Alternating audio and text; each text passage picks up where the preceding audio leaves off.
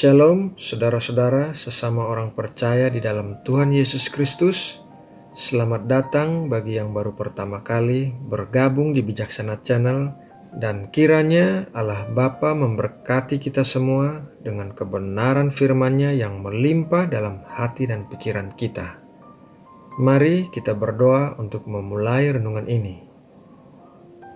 Bapa yang penuh kasih, malam ini kami kembali datang ke hadapan-Mu setelah sehari penuh kami melakukan aktivitas-aktivitas kami. Terima kasih Tuhan untuk penyertaan, perlindungan, dan berkat-berkat-Mu bagi kami sepanjang hari. Sekarang kami mau duduk diam di kaki-Mu, memberikan waktu kami yang terbaik untuk mendengarkan firman-Mu. Berkatilah kami dengan kebenaran-Mu ya Bapa. Dalam nama Tuhan Yesus kami berdoa. Amin. Saudara terkasih, zaman modern sekarang ini memburamkan perbedaan antara yang benar dan yang salah. Jadi orang-orang sulit mengetahui kelakuan yang seperti apakah yang disebut baik dan pantas.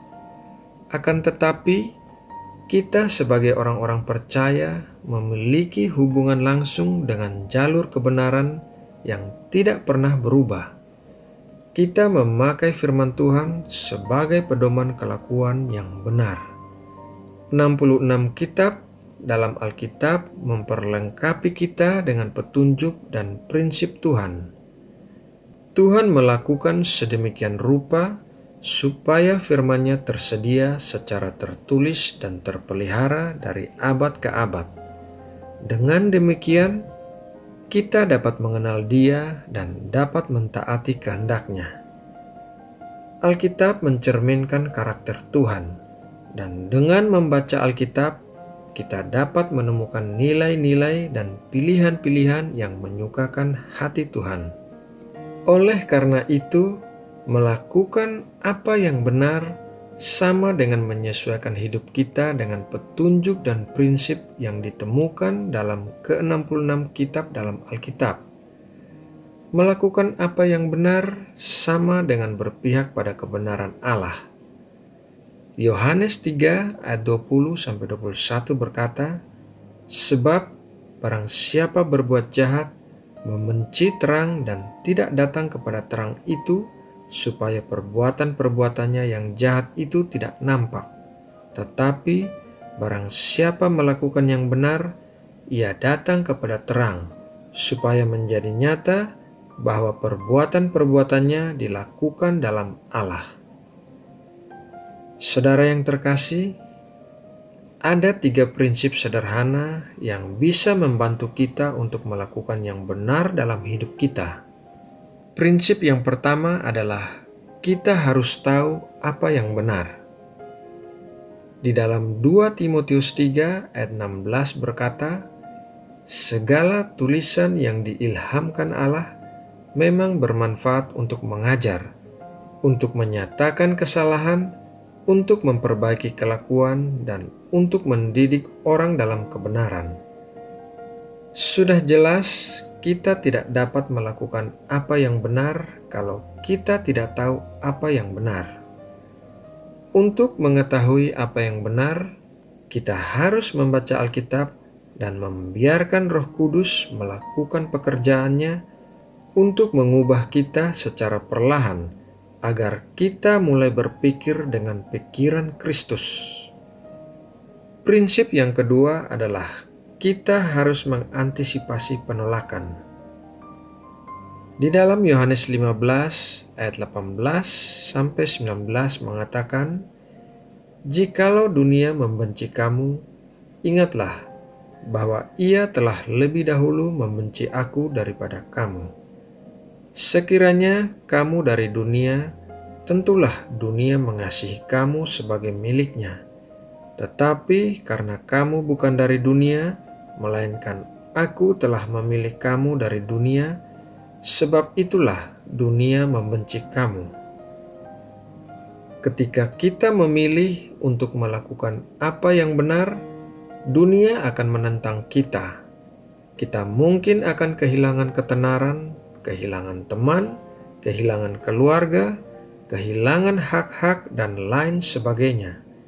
Kita mungkin akan dianiaya karena berpegang pada kebenaran, karena membela orang yang tidak bersalah, atau karena tidak mau berpartisipasi ketika orang-orang berbuat salah. Antisipasilah penolakan dari dunia. Jangan terkejut ketika kita dihadang kesulitan saat kita memilih untuk melakukan apa yang benar. Prinsip yang ketiga adalah kita harus ingat bahwa Tuhan pasti menggenapi janjinya. Efesus 6 ayat 8 berkata, "Kamu tahu bahwa setiap orang, baik hamba maupun orang merdeka, kalau ia telah berbuat sesuatu yang baik, ia akan menerima balasannya dari Tuhan." Ketika keadaan menjadi sulit, ingatlah bahwa kita bisa berharap pada janji-janji Tuhan. Hal itu memberi kita kekuatan lewat pengharapan kita kepada Tuhan. Melakukan hal yang benar sesuai dengan kehendak Tuhan akan memberikan kita upah di kekekalan. Nah, saudara yang terkasih, demikianlah renungan malam hari ini, dan semoga renungan ini bisa menguatkan kita semua untuk senantiasa melakukan hal yang benar sesuai dengan kehendak Tuhan. Mari kita berdoa untuk menutup renungan ini. Bapa, sumber segala pengharapan dan penghiburan, terima kasih untuk firman-Mu malam ini yang mengajarkan kepada kami untuk melakukan hal-hal yang benar dengan mengantisipasi bahwa kami bisa dimusuhi oleh dunia. Kami berharap akan janji-janji-Mu yang menguatkan kami dan memberi kami pengharapan. Terima kasih Bapa. Malam ini ketika kami beristirahat, berikanlah kami tidur yang nyenyak sepanjang malam, lingkupilah kami dengan hadirat-Mu, pagarilah kami dengan perlindungan-Mu. Saat ini kami membawa bangsa dan negara kami tercinta Indonesia ke dalam tangan-Mu. Kiranya Engkau memberkati Indonesia dengan damai sejahtera-Mu dan keamanan di seluruh wilayah Indonesia. Kiranya Engkau menggagalkan segala upaya yang dilakukan si jahat untuk memecah kesatuan dan persatuan di Indonesia. Terima kasih Bapa. Dalam nama Tuhan Yesus Kristus, kami berdoa dan mengucap syukur. Amin.